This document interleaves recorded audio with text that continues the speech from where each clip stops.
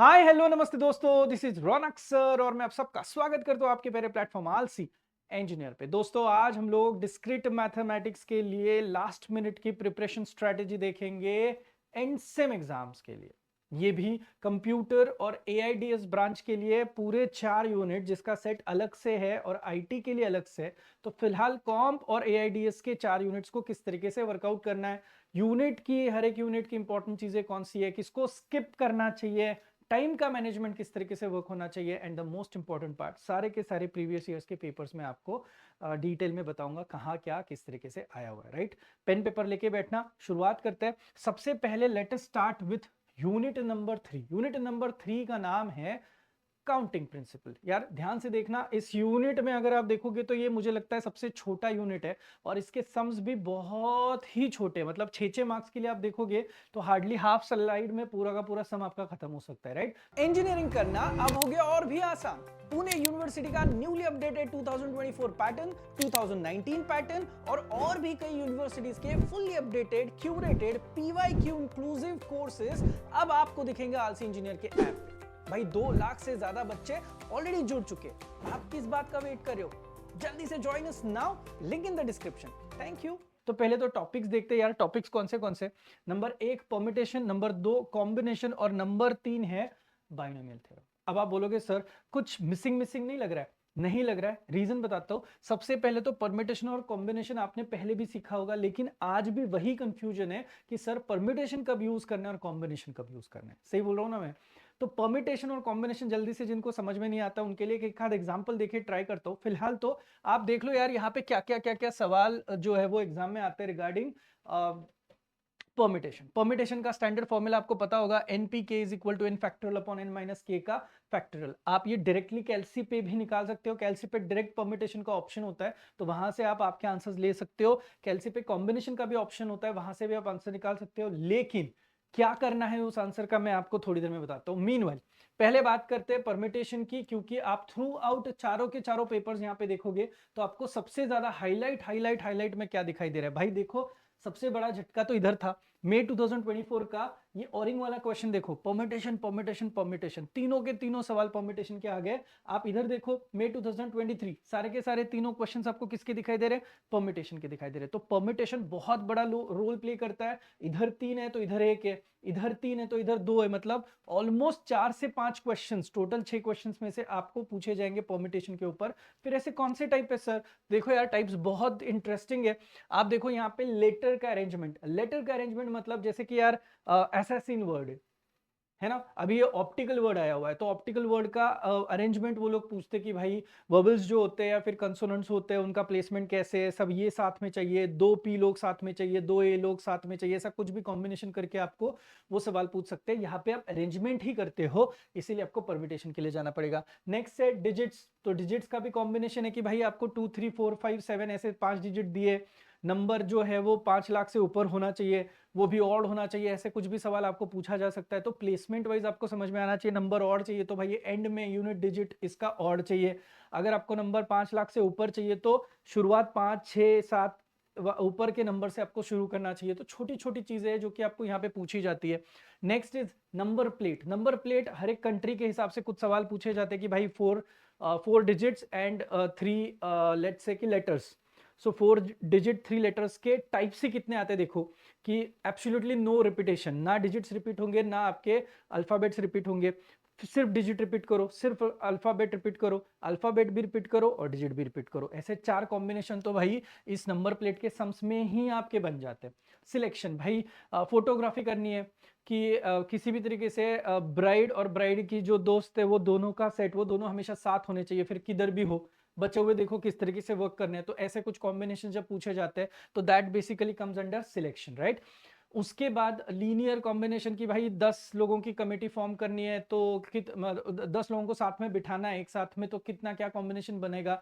तो परमिटेशन के हिसाब से वो 10 फैक्टर बनेगा, लेकिन 10 में से अगर आपको 4 ही सिलेक्ट करने के लिए बोला है तो वहां पे आपका 10 में से आपका एक सिलेक्शन वाला क्राइटेरिया जैसे इन होता है ना, तो 4 सिलेक्शन, एटलीस्ट 4 सिलेक्शन, ऐसे जब सवाल आते हैं ना तब आपका यहाँ पे नंबर ऑफ वेज वाला पैटर्न ओपन होता है और वहां पे आपको क्या यूज करना है? कॉम्बिनेशन यूज करना है।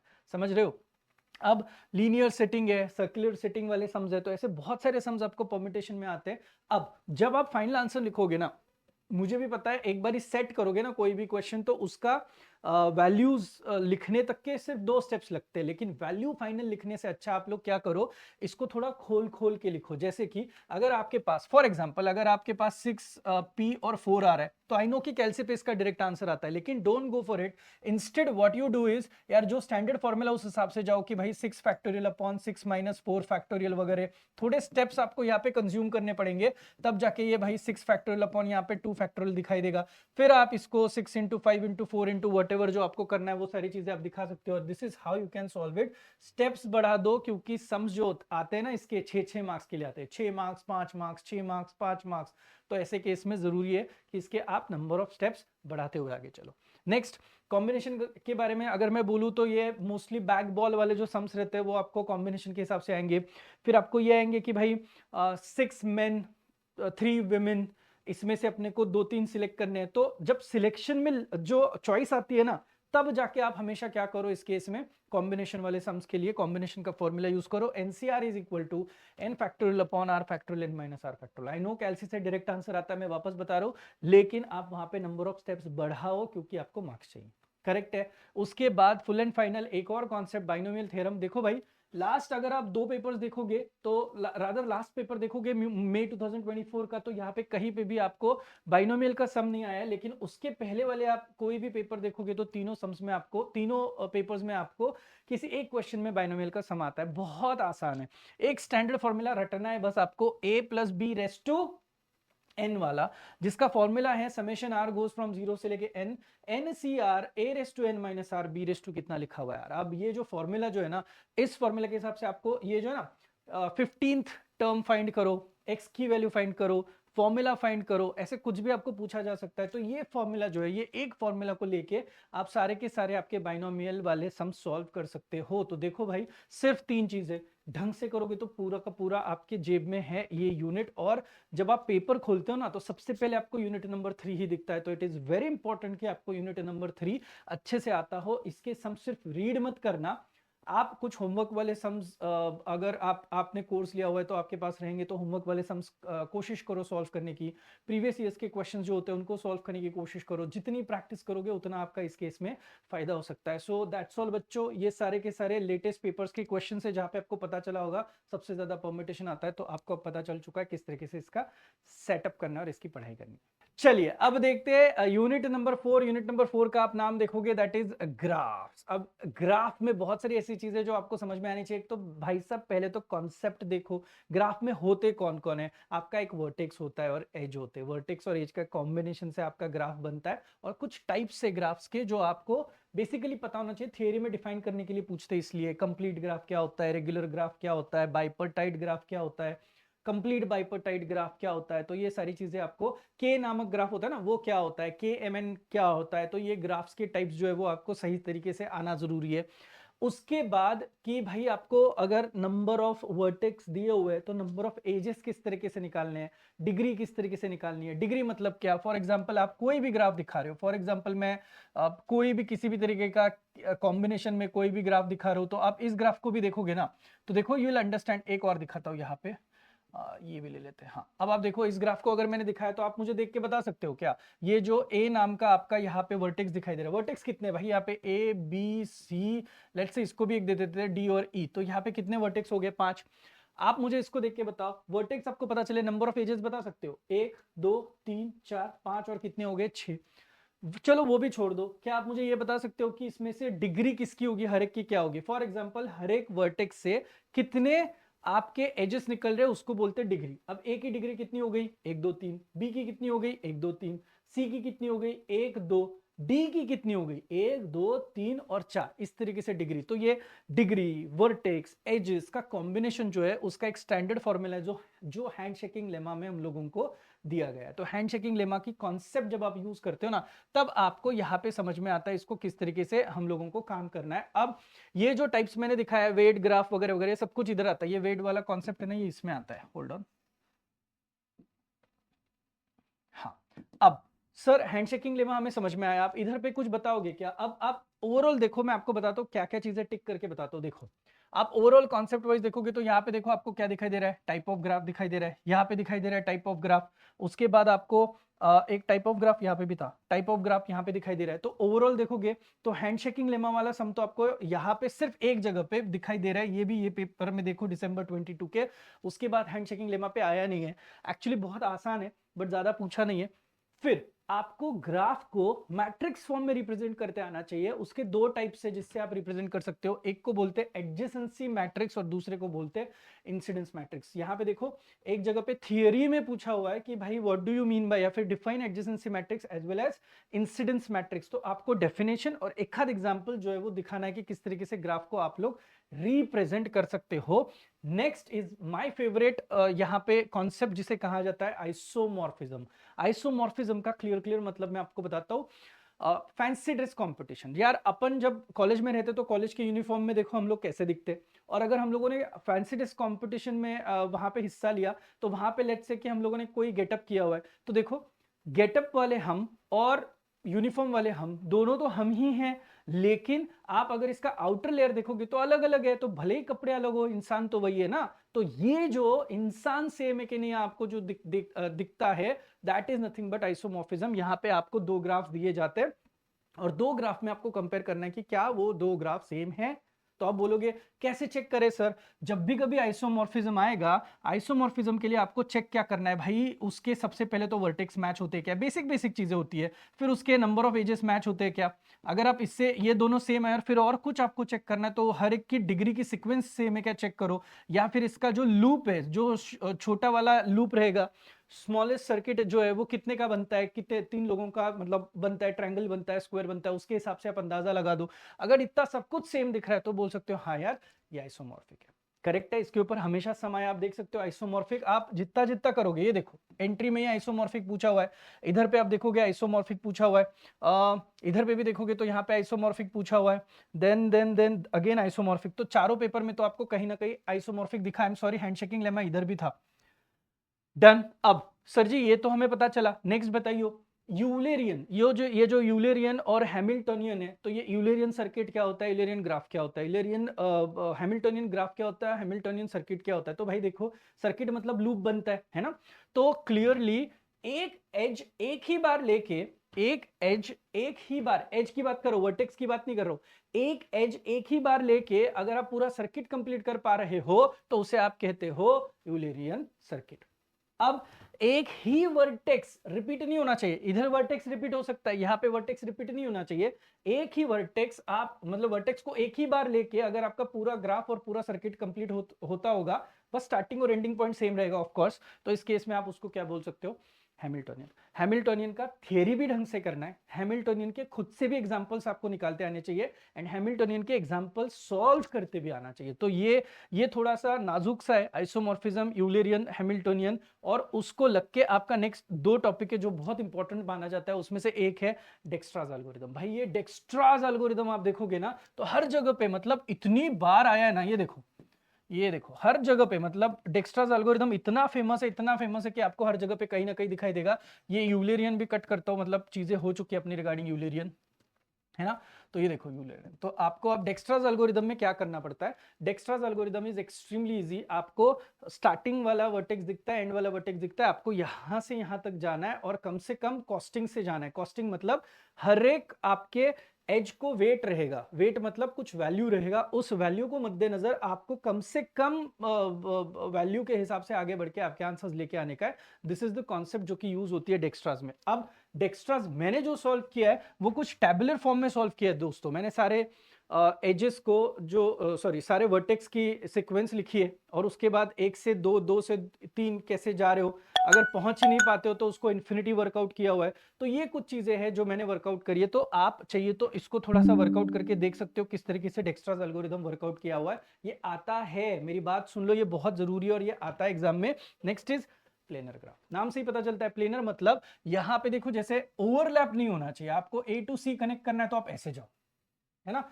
सारे ग्राफ इंडिविजुअल रहेंगे, कोई एक के ऊपर एक नहीं चढ़ेगा, is nothing but planar graph. Planar graph के लिए कुछ आपके रीजन्स बनते हैं, राइट? तो वो रीजन्स का फॉर्मूला आता है यूजिंग व्हाट, यूलर्स थ्योरम। तो आपका यूलर्स का एक फॉर्मूला बनता है जहां से आप आंसर लेके आ सकते हो। उसके बाद एकदम लास्ट में मैंने थोड़ा सा एक्सप्लेन किया हुआ है, दैट इज कलरिंग, कनेक्टिविटी और ट्रैवलिंग सेल्समैन का प्रॉब्लम।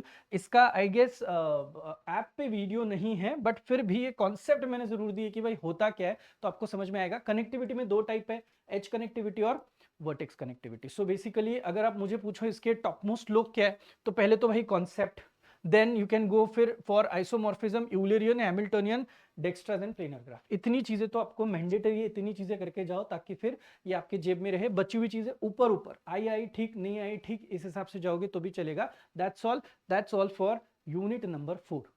चलिए आगे बढ़ते हैं यूनिट नंबर 5 के लिए। यूनिट नंबर 5 का नाम आप देख सकते हो, that is nothing but trees. ये जो ग्राफ है उसी का ये एक्सटेंशन है, ट्रीज वाला टॉपिक। इसमें आपको क्या आने चाहिए? सबसे पहले तो यार basic concept as usual, node क्या होता है, लीव्स क्या होती है, लेवल क्या होता है, हाइट क्या होता है, फॉरेस्ट क्या होता है, बाइनरी ट्री क्या होता है। तो ये बहुत सारे टाइप्स जो है वो regarding tree, concept regarding tree आपको पता होना चाहिए। 10-15 मिनट का काम है, फटाफट फटाफट आप सिर्फ नोट्स अगर आपके पास है तो सिर्फ नोट्स से गो थ्रू करोगे तो भी आपका काम बन जाएगा। जिन्होंने कोर्स लिया है, जिन्होंने नहीं लिया है, कोई टेक्स्ट बुक में से भी आप ये सारी कॉन्सेप्ट्स उठा के लिख सकते हो। 2-2 मार्क्स के लिए पूछा जाता है यार, इसीलिए बहुत जरूरी है।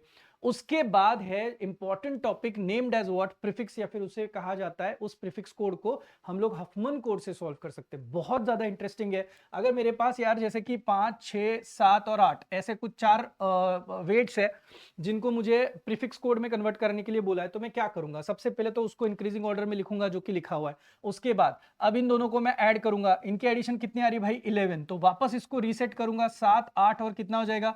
11। लेकिन 11 will now is made up of 5 और कितना लिखा है? 6। अब 7 और 8 का एडिशन करूंगा जो कि कितना आएगा? अभी 15 आएगा। तो मैं यहाँ पे 11 को किसके साथ बिठाऊंगा? 15 के साथ बिठाऊंगा। तो 11 तो भाई मेरा 5 और 6 है ना? लेकिन 15 अभी क्या हो गया मेरा? 7 और कैसे हो गया? 8। ऐसे करते करते आपकी क्या बनेगी? ट्री। लास्ट ऑपरेशन 11 और 15 का कितना करोगे? 26 करोगे, करेक्ट है? तो ये जो 26 होगा आपका टोटल, एक फाइनल बचा है अभी, ये कहां से बना? ये 26 बना आपका 11 और 15 से। और ये जो 11 और 15 है ये इस तरीके से दिखाई देगा। देखो ट्री बन गई। तो ये आपका 11, ये आपका 15 और ये आपका 5, सॉरी 5, 6, 7 और 8। और इसमें आप क्या करना है? आपको जब भी कभी प्रीफिक्स कोड करोगे, जो भी आपके यहाँ पे दिखाता हूं, जो भी आपके राइट साइड होगी उसको आप हमेशा 1 लिखोगे, 0 लिखोगे, 1 लिखोगे, 0 लिखोगे, 1 लिखोगे, लेफ्ट वाले को 0। तो अब देखो 5 के लिए 0 0 आ गया, 6 के लिए 0 1 आ गया, 7 के लिए 1 और ये 0 आ गया, और 8 के लिए क्या आया? 1 1 आ गया। ऐसे आपको प्रीफिक्स कोड मिलते हैं। So this is Huffman coding. ये आपको एग्जाम में आता है, मैंडेटरी आता है ये। उसके बाद के और 3 कॉन्सेप्ट कंपलसरी करना दोस्तों। एक 2 कॉन्सेप्ट है, प्रिम्स एल्गोरिदम और क्या लिखा हुआ है मैंने? क्रुस्कल्स वाला एल्गोरिदम। ये दोनों एल्गोरिदम बेसिकली एक कॉन्सेप्ट के ऊपर बेस्ड है, that is minimum spanning tree. यानी कि देखो बेसिकली क्या होता है, सारे के सारे जितने आपके वर्टाइसेस है, उन वर्टाइसेस को सारे के सारे कनेक्ट करना है, बस बेयर मिनिमम कनेक्ट करना है। स्पैन एकदम छोटा सा होना चाहिए, सब कनेक्ट हो जाने चाहिए, किसी को अकेला नहीं रखना है। That is minimum spanning tree. और उसको करने के लिए 2 एल्गोरिदम है, एक है प्रिम्स वाला एल्गोरिदम, एक है क्रुस्कल वाला। प्रिम्स क्या करता है? प्रिम्स पकड़ता है वर्टेक्स को। किसको पकड़ता है? वर्टेक्स को। और क्रुस्कल क्या पकड़ता है? एजेस को पकड़ता है। तो एक एज को लेके एल्गोरिदम आगे बढ़ता है और एक आपका वर्टेक्स को लेके एल्गोरिदम आगे बढ़ता है। आप इसके एक एक सम की भी प्रैक्टिस करोगे ना बिना देखे, तो आपको इसके आंसर्स आना शुरू हो जाएंगे, इतना डिफिकल्ट है नहीं। देन फंडामेंटल सर्किट क्या होता है, इसका थियरी पूछते, कट सेट का थियरी पूछते, and the important part is nothing but आपको हमेशा क्या निकालना पड़ता है? मैक्सिमम फ्लो, मिनिमम कट निकालना पड़ता है। अब ये क्या होता है सर? अब देखो आपका कोई भी ट्री का डायग्राम हो तो उसमें आपको एक सर्किट दिया जाएगा। कोई भी सर्किट में एक सोर्स होता है और एक क्या होता है? सिंक होता है। आपको सोर्स की पाइपलाइन से सिंक तक के सारी चीजें पहुंचानी है, लेकिन सोर्स की जो पाइपलाइन है उसकी जो कैपेबिलिटी है वो अलग अलग है ना? कोई 2 ही मतलब 2 यूनिट ही कोई ट्रैवल करा सकता है, कोई 5 यूनिट ट्रैवल करा सकता है, कोई पाइप 6 यूनिट का ट्रैवलिंग करा सकता है। तो आपको क्या करना है? पहले तो सोर्स टू सिंक कितने आपके पाथ बनते वो पाथ निकालो, फिर हर एक पाथ में से जो जो जितना जितना मैक्सिमम इधर पहुंच सकता है वो आपको देखना है, उसकी मैक्सिमम जो लेवल है, वो कैपेसिटी है, वो आपको एक्सीड नहीं करनी है। ऐसे करते करते आपकी काफी सारी चीजें ब्लॉक हो जाएगी। जैसे कि पहला ही आपका एज है जो कि कैपेसिटी 12 है, तो वो ज्यादा से ज्यादा बाहर इधर 25 भी रहा तो भी ले कितना जाएगा यार, 2 ही लेके जाएगा, और 25 में से सिर्फ 2 आगे बढ़ेगा, बचा हुआ उधर पे वैसे ही रहेगा, लेकिन ये आपका क्लियरली क्या हो जाएगा, ब्लॉक हो जाएगा। इज अ कॉन्सेप्ट, छोटी सी कॉन्सेप्ट है, पढ़ोगे आपको समझ में आ जाएगा। इसके ऊपर के 2 सम्स प्रैक्टिस करके रखो, एग्जाम में कंपलसरी आते हैं मैक्सिमम फ्लो। आप देख सकते हो यहाँ पे बहुत बार, मतलब हर एक आप सम देखोगे ना, आप मुझे बोलोगे अरे सर क्या सर, सब जगह पे मुझे मैक्सिमम फ्लो के सम दिखाई दे रहे, देखो सब जगह पे मैक्सिमम फ्लो के। तो ये, उसके बाद हफमैन, प्रिम्स, सब आपको अब समझ में आएगा कि यार सर सच बोल रहे थे, इतनी इतनी चीजें करोगे अपने अपने मार्क्स जो है वो जेब में आते हैं। अपने को यहाँ पे इतनी प्रैक्टिस तो बेयर मिनिमम करनी पड़ेगी। वापस रिपीट करता हूं, कुछ चीजें हैं जो आपको बोनस करनी पड़ेगी, लेकिन maximum flow is compulsory, Prim's compulsory, Kruskal's compulsory and Huffman code का कंपलसरी। ये थियरी क्वेश्चन है, टाइप्स जो होते हैं। Game tree is a theory question, and ये चीजें शायद से अपने डेटा स्ट्रक्चर में थोड़ी बहुत सीखी होगी। इन ऑर्डर क्या होता है, प्री ऑर्डर क्या होता है, पोस्ट ऑर्डर क्या होता है, बाइनरी सर्च ट्री कभी कभी आपको करने के लिए बोलते हैं। एक हाथ दो ही समय जहां पे आपको देखो इन ऑर्डर प्री ऑर्डर है और यहाँ पे बाइनरी सर्च ट्री है, तो आपको चाहिए तो करो, आपको पहले से आ रहे तो वेल एंड गुड, वो कॉन्सेप्ट भी आप यहाँ पे क्लियरली इंप्लीमेंट कर सकते हो। दैट्स ऑल, पूरा का पूरा कॉन्सेप्ट अलोंग विद सारे के सारे पेपर्स आपके सामने मैंने रखे हुए। चलिए आगे बढ़ते हैं यूनिट नंबर 6 के लिए। Unit number 6 is algebraic structure and coding theory. इस यूनिट को थोड़ा ध्यान से देखना, इसमें न्यूमेरिकल बहुत ज्यादा पूछे जाते हैं, और पता है जितने सारे न्यूमेरिकल्स है वो किसके ऊपर है भाई, अलजेब्रिक स्ट्रक्चर के प्रॉपर्टी के ऊपर। अब थोड़ा सा इसके बारे में डिस्कशन करते कि अलजेब्रिक स्ट्रक्चर जो है वो क्या है। तो सबसे पहले तो आपको बाइनरी रिलेशन की कुछ प्रॉपर्टीज जो मैंने बोला आपको उसके बारे में पूछा जाता है, वो है क्या। तो देखो यार, आपका कोई सेट है ना, उस सेट पे हम लोगों को कुछ ऑपरेशन करना है, तो इसके लिए एक सिंबल यूज किया है। अब जरूरी नहीं है जो स्टार है मतलब मल्टीप्लिकेशन ही होता है, ये कुछ भी कर सकता है, कुछ भी मल्टीप्लाई करता है, बाई 2 करता है, डिवाइड कर रहा होगा, या फिर मॉड निकाल रहा होगा, मल्टीप्लिकेशन कर रहा होगा, कुछ भी कर सकता है। तो जेड और यहाँ पे मैंने क्या करा है, स्टार दिया हुआ है, ये एक रिप्रेजेंटेशन है आपका किसी भी एक सेट का, जहां पे सेट प्लस आपका ऑपरेटर आपने साथ में लिखा हुआ है। अब आपको क्या क्या चेक करना है, आपको ये प्रॉपर्टीज चेक करनी है दोस्तों। नाम देखो क्या है, closure property, associative property, identity property, inverse property and commutative वाली प्रॉपर्टी। दोस्तों आप ये सारी की सारी चीजें जब देखोगे तो आपको इन सारी चीजों के लिए एक स्पेशल स्पेशल स्पेशल नाम दिए गए हैं। नाम देखना एक बारी, जब क्लोजर प्रॉपर्टी, सिर्फ क्लोजर प्रॉपर्टी सेटिस्फाई होगी तो उसे आप कहोगे इट इज अलजेब्रिक स्ट्रक्चर। अगर क्लोजर प्रॉपर्टी के साथ साथ एसोसिएटिव प्रॉपर्टी भी सेटिस्फाई होगी तो आप बोलोगे it is semi group. Closure के साथ साथ एसोसिएटिव के साथ साथ आइडेंटिटी प्रॉपर्टी सेटिस्फाई हो गई तो उसे आप कहोगे मोनोइड। क्लोजर भी, एसोसिएटिव भी, आइडेंटिटी भी और इनवर्स भी सेटिस्फाई हो गई, 4 प्रॉपर्टी सेटिस्फाई होने के बाद आप उसको ग्रुप बोलोगे। And closure, associative, identity, inverse and commutative सारी की सारी प्रॉपर्टी सेटिस्फाई होने के बाद फिर भाई का नाम होगा अबेलियन ग्रुप। एंड ये सबसे बड़ा बंदा है, अगर आप देखोगे तो आपको 2 न्यूमेरिकल कम से कम आएंगे, वो किसके ऊपर पूछने के लिए आएंगे, अबेलियन ग्रुप है या नहीं पूछने के ऊपर। इसका मतलब इन सारी प्रॉपर्टीज को वो लोग आपको सेटिस्फाई करने के लिए पूछेंगे। Understood this. अब सर जी ये आप बता रहे हो सही है, इसके ऊपर के न्यूमेरिकल्स आपने बताया। अब यूजुअली क्या होता है क्लोजर प्रॉपर्टी में, आपका ऑपरेशन करने के बाद आप ये ऑपरेटर है ना, आपका कुछ ऑपरेशन करने के बाद इसके कुछ वैल्यू आएगी उस ऑपरेशन की। अगर वो वैल्यू इस सेट के अंदर के वैल्यूज के साथ ही मैच हो रही है, बाहर की वैल्यू नहीं है, तो क्लोजर प्रॉपर्टी सेटिस्फाई हो रही। एसोसिएटिव तो आपने सुना है, एसोसिएटिव तो बहुत सिंपल है भाई, ए स्टार, कलर चेंज करता हूं रुको, A star B star C has to be equal to A star B star C. ऐसा हुआ तो आपका एसोसिएटिव का प्रॉपर्टी जो है वो सेटिस्फाई हो जाएगा।